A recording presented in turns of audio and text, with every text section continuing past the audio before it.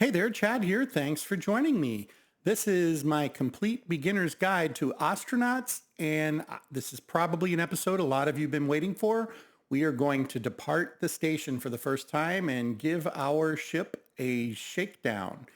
Now, some housekeeping to do before we shove off. We get to name our ship, and it's not obvious how you do that, so I thought we would try to cover that up front real quick, but then we're going to get cracking.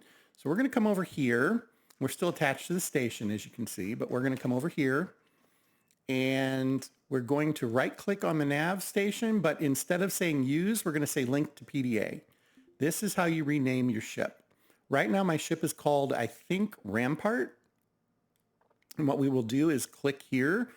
Basically, our PDA is making some sort of, I guess, a Bluetooth connection to the nav station. There we go. And our vessel is named Rampart, and we have a registration number, make, model, year, etc.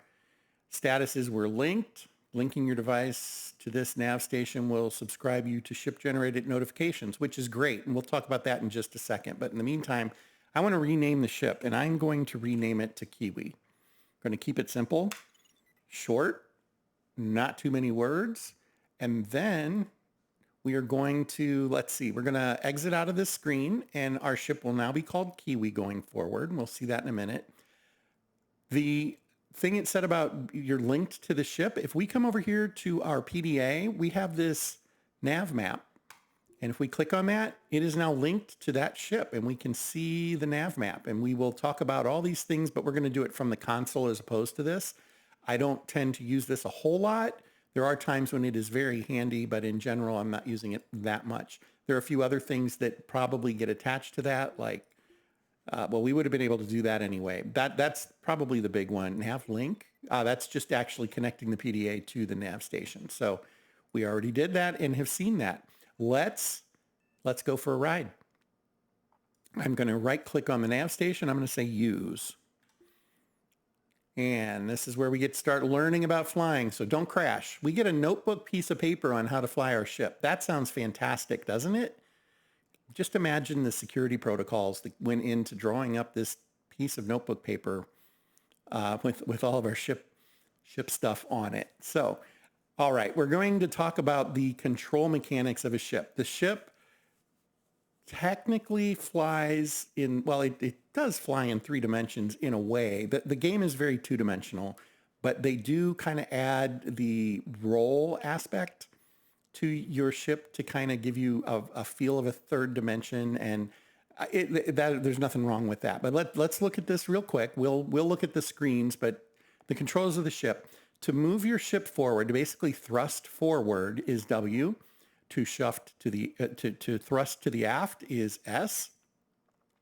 To strafe, I guess is the way to say it, to the left is A. So what that does is it keeps the aspect of your ship pointing in a particular heading, and it will thrust the ship perpendicular to that heading to the left, and then D would go to the right. So those are the 4 main things. It would be like playing Galaga and looking down, and you've got the joystick. Forward moves you forward on the screen, back moves you back, left moves you left, right moves you right. Then you have Q and E. Q and E rotate the ship. So imagine you're looking at that screen and you want the ship to turn so that it points to the left. That would be using Q. Q would turn it from pointing to the top of the screen to the left of the screen. But it does it in degrees. It's not like there's 4 cardinal directions. It has a full compass that it can do, and you rotate with those. So we'll learn how to control the ship with those as we go forward. But that is your main ship control, ASWDQE. That's it. You'll also see R there has a circle with arrows and a slash through it. What that is doing is it's telling you it will null your rates. Effectively, it nulls your rotation, your Q and E. That's what its main function is. It zeroes out whatever roll you had put in there, because your roll will continue until you have an equal and opposite reaction. They have put a lot of thoughts into how the game works. It's a relatively significant physics engine that it's using, and you do have to pay attention to those. The good news is we have a lot of controls to see what is happening as we need them. Now, anytime we're flying, I very seldom touch this switch, and we'll see it here in a minute. But you want to be in RCS maneuvers. That's what using these keys does. It maneuvers your ship, uses this. If we have it in map controls, it literally slides you around the map picture, which is below this piece of paper, by the way. We'll see it in just a minute. And then the cheats sheet, I just wanted to look at this real quick. The POR is I think it's POR is the nearest or biggest gravity well nearby. That'll be the asteroid that we're next to right now. Your VREL, that's relative velocity. V cross is your cross velocity or your sideways slide. That would be your strafing. Your bearing is the direction you are pointed, but technically that's not right. The direction you're pointed is always bearing 0. Bearing is the relationship between another object and your ship. If your bearing is 10 degrees, if the bearing to something is 10 degrees, that means you have to turn right 10 degrees from where you are right now, and then it would be directly ahead of your ship. Delta V is your change in velocity. In space games, that generally is your, synonymous with fuel in a lot of ways. It's how much you can change the speed of your ship and what's remaining, or how fast your ship is moving right now. So you have your current, that's probably a little complicated for the discussion we're having. We'll skip that for now. RCS is your reaction control system, which is your thrusters. There is a torch drive, which is not related to the RCS. We do not have that yet. We'll talk about that many, many episodes from now. And then ETA is your estimated time of arrival. So you'll notice that many of these are right here.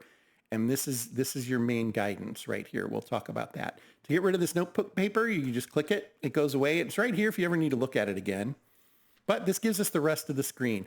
I think we'll go ahead and really briefly talk about what all of these things do in groups, just so that we can kind of get a flavor for what we're up against. Up here, the map controls. This basically decides what we are centered on. Right now, we're centered on our ship. If I select a target, like the asteroid, and then I right-click, you'll notice it moved it to the center. It goes to the target.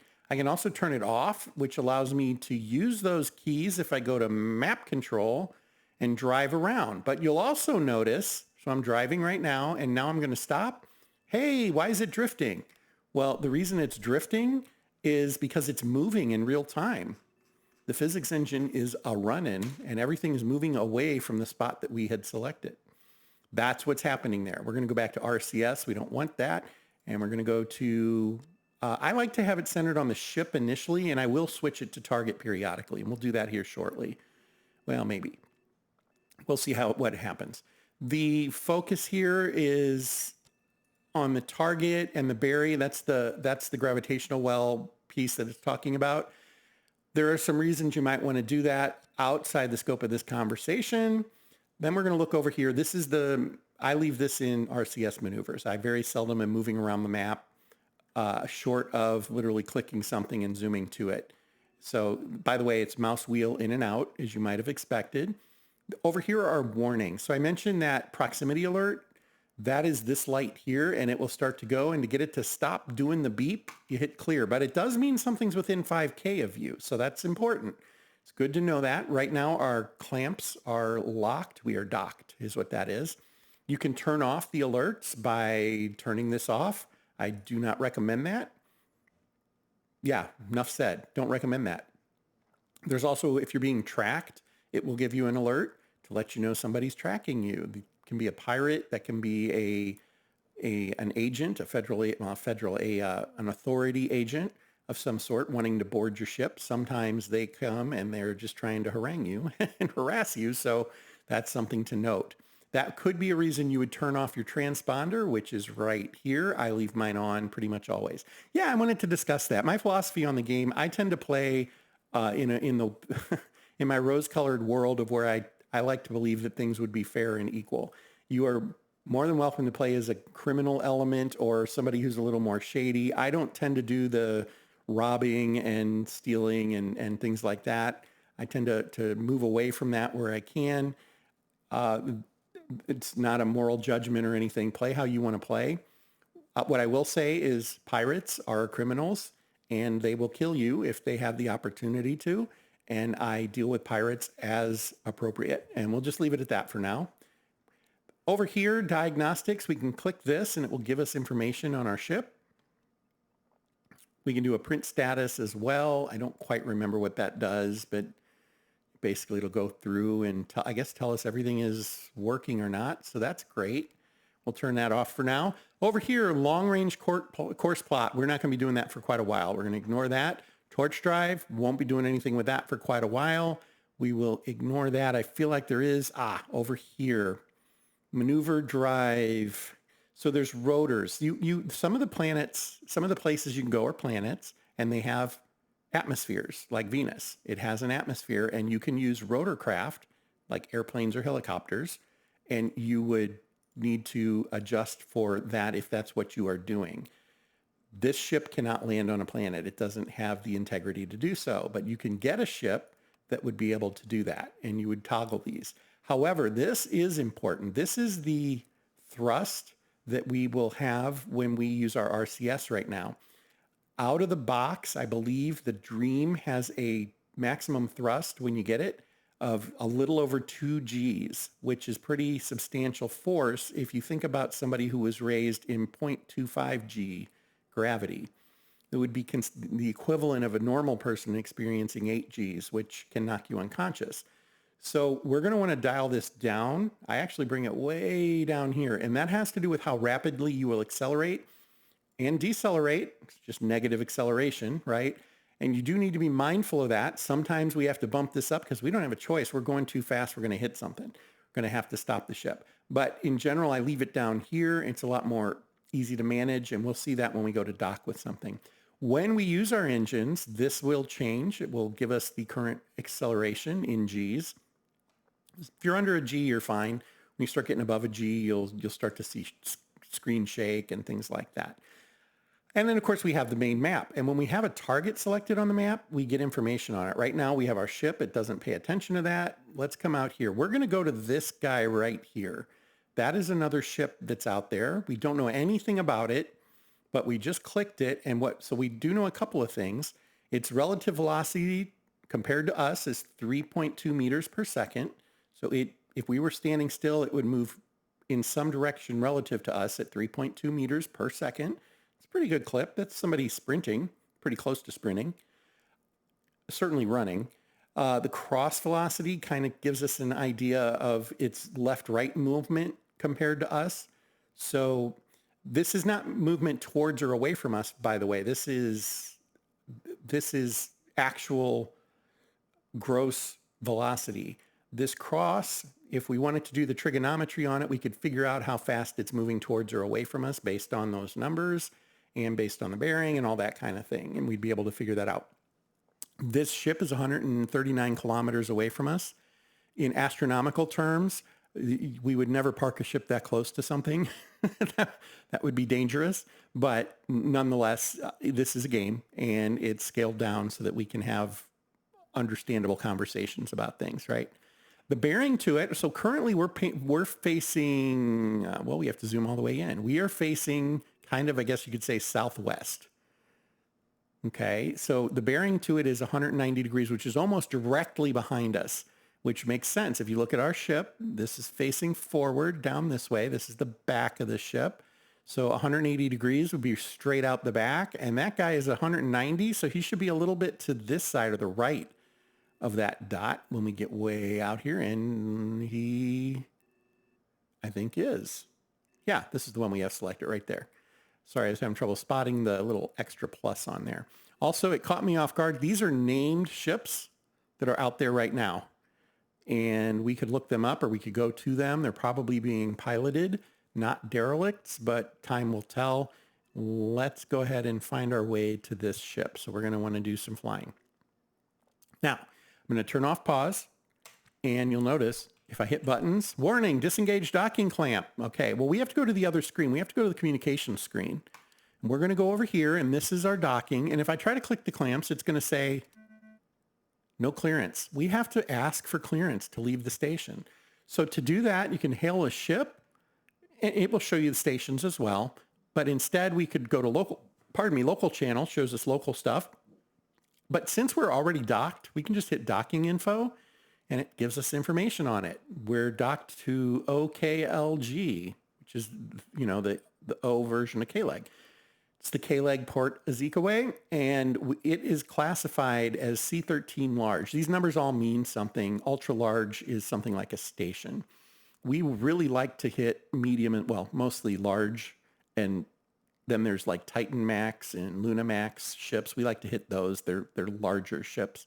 We want to find larger ships because they have more stuff for us to salvage. Nonetheless, you'll also notice that it says no clearance. That's a status. And then this with the little arrow says request clearance. So to request clearance, we're going to click that button. There we go. And it gives us a list of things to request. If we were out of fuel, we could hit that. We could request a crew list. I don't know that they'll do anything if we ask that. Market data. I don't know what it does. There we go. Consumer goods. Yeah, so you get an idea there. So when you're doing cargo pods, that probably becomes really important. I haven't done a lot of that. We're going to go back though, and instead of all that, we are literally going to say request undocking clearance. And it will unpause us. And it says cleared for takeoff. And before it flashed back to this screen, it said clear for takeoff, Kiwi, have a safe flight or something like that. You'll see it. And what I now do is I'm going to hit clamps. I'm going to slow time down to 1/4 just so my talking doesn't distract me too much and end up wrecking the day. But we're going to hit clamps. And we are now undocked. And now I can use my thrusters. I'm going to hit S because I want to back away from the station. Right now I am 0 meters from the station. What is that saying? I couldn't quite read it. Oh, we're paused. Okay. So we need to unpause. And then we will start to back away from the station. The iconography here, one is our dock and the other one is the dock we line up with as we're docking. The good news is they don't rotate, but the bad news is you do have to match bearings and things like that. And we'll learn about that here in a little bit, actually. So I'm at 1/4 time. We're going to go ahead and back out to full time. And we're also going to change. Yeah, we're outside of the docking range now. We're going to change to this view and we can see our ship is moving backwards. Now, initially we were lined up facing that way. And when we undocked, it decided we were going to come out this way. That just happens to be the way we departed the station, I guess, is the way to think of it. So we're going to back away. Now, if we zoom in really close, we see these little paper airplanes or Defender. Man, if you're my age, you remember Defender and Stargate, and these were the little ship icons, or Asteroids. That was another one, right? I'm sorry, that's what I'm thinking of is Asteroids, isn't it? It's not Defender. Anyway, this is our projected course over the next so many seconds, 1001. It looks like each one might be like 2-second interval, something like that. And if we go side to side, so as you can see, we're literally making space from everything else. We're backing away. Our distance, the range, is not from this. This is to the target we selected. That's important to note. But if we reselected this, it would show us how fast we're moving relative to it. I am now going to hit the right arrow to start to move away from the asteroid, and we want to go around the station and fly up sort of this way. So I'm going to hit the right arrow. You'll see that that changes, and it shows me where we're going to end up being.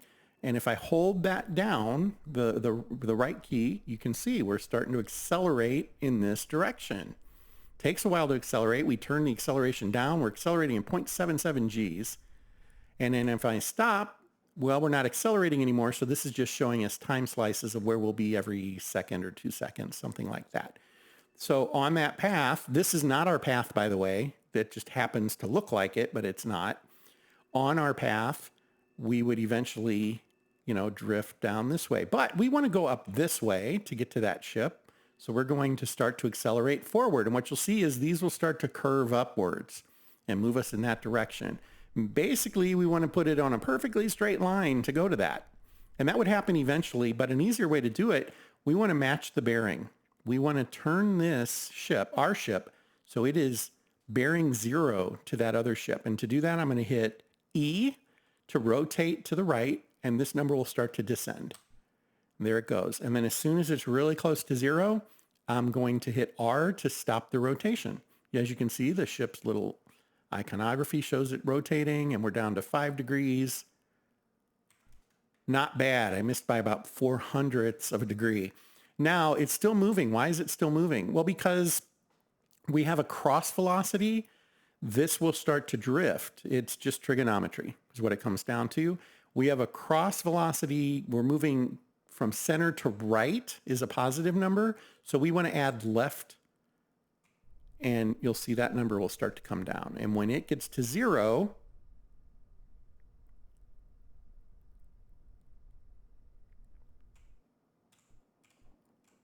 that's pretty darn close. We are pointing exactly at our target. That's what this would mean.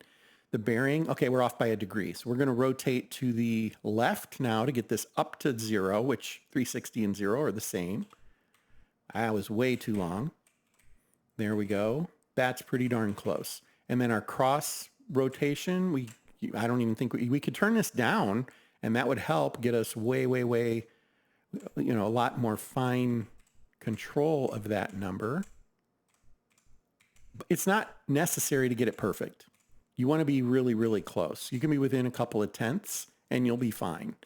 There we go. I was able to nail it, and then we could probably do the rotation. Okay, I'm not going to get closer than that, literally.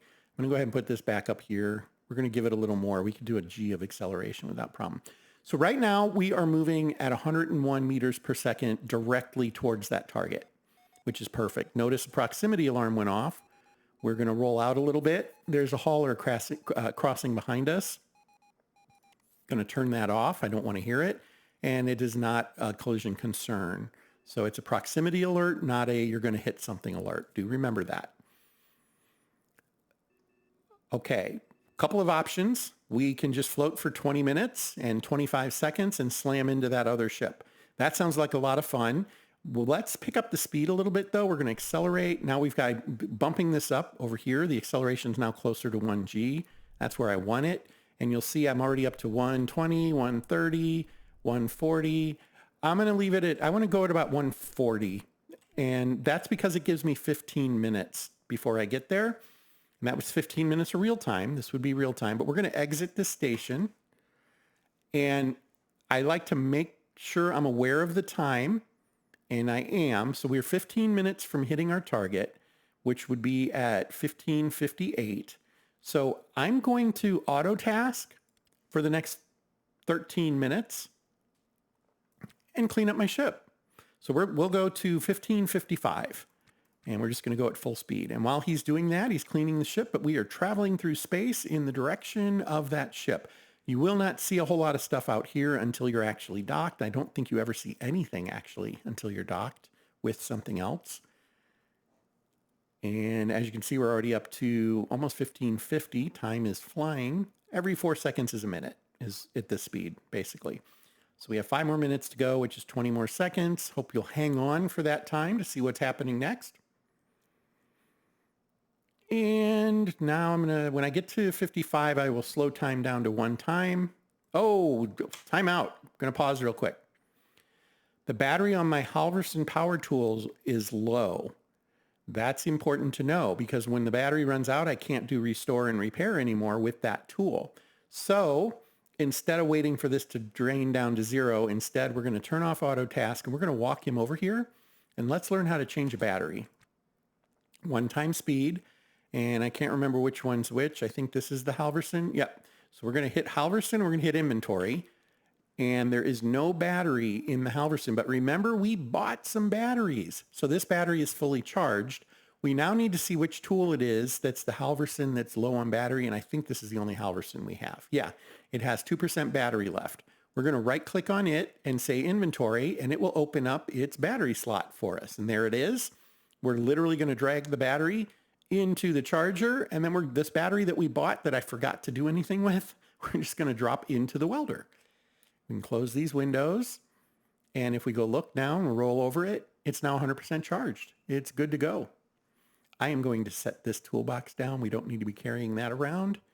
And yeah, we can, for 30 more seconds, we can have him auto task.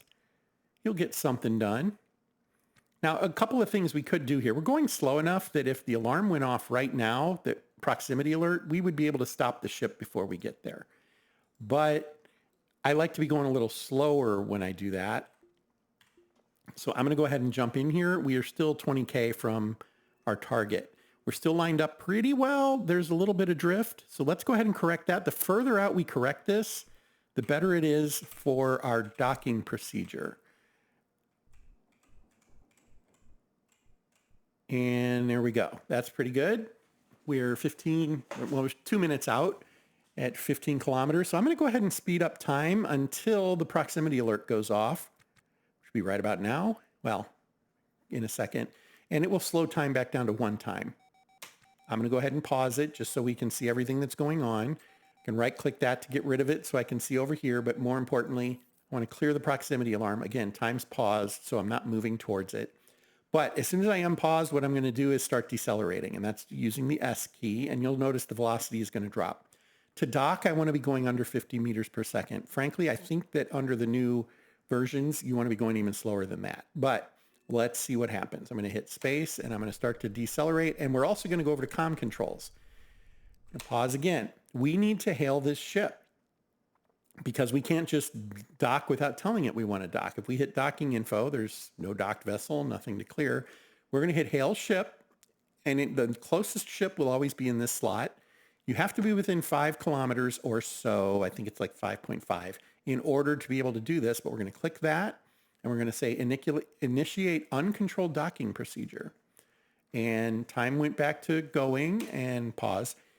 It accepted the offer, and we now get the targeting reticle again, and we're going to go ahead and float forward. We're actually lined up really, really well. Effectively, you want these boxes, these 4 boxes, 1, 2, 3, 4, to line up with these boxes. We can use this to kind of tell how far off we're going to be. I'm using some left thrust right now to move this number down, and I rotated just a hair, and that should keep us lined up really, really well, but we're still going 100 meters per second. I'm going to slow that way down. I'm going to go to about 40. It feels to me like this has been going really fast lately, and I'm going to pause again just so we can see this. So I'm a little to the right now, and that makes sense. My drift is to the right. I need to add some left thrust, and I also need to rotate left just a half a degree to get lined up again. At some point, when I'm close enough and when I'm lined up close enough, these will turn green. You'll see it when it happens. And at that point, I need to hit clamps to end the procedure. If I'm going too fast, I will slam into the object. This can get down to the 100 meters before it will stop. So if I'm going 30 meters per second, that only gives me 3 seconds.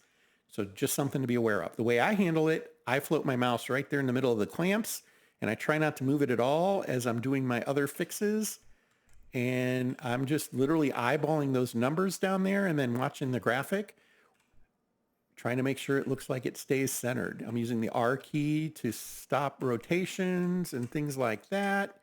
And then we should be hitting that any second now. I'm slowing down a little more because I just don't like how close you have to get now. Used to be like 300 meters, it would almost always fire. And I'm seeing we're at 65 meters and it hasn't fired yet. And we're pretty well lined up. There it is. Okay, so we were at extremely close range. We were under 80 meters before it lit up. If you're going fast or if you accidentally have your multiplier on, you'll slam into the other ship and you can damage or even destroy your ship, and that would be end of game. But we just docked. That was a docking maneuver. We are docked to this ship now. It is called the Happy Shroud. It is a medium-sized ship. Going to be honest, I did a couple of dry runs creating characters in that just to kind of get myself refamiliarized with the new interface in that. And I never found a ship larger than tiny. I can't remember if it said tiny, but they were completely gone. There was nothing left. It was a couple of walls, and that was it. So looking forward to seeing what we have there. If we go over to the other nav screen, if we zoom in closely, we can see our relative size to that ship. So this looks like one of those tug sleds or something like that, probably. There will be times where the ship we encounter will be, taking up this much of the ship because they're really large ships out there. It's considered a medium ship, but it's really a small ship. And yeah, we will be able to go and take care of that.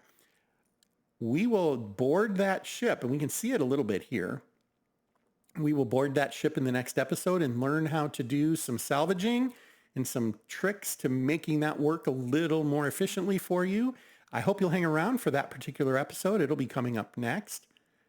I thank you for your time, and I hope you'll consider giving me a subscribe if you haven't. It does mean a lot to me, and it helps me see the direction that people are kind of wanting things to go. Also, your comments are very valuable to me. I appreciate that as well. But until next time, fair travels.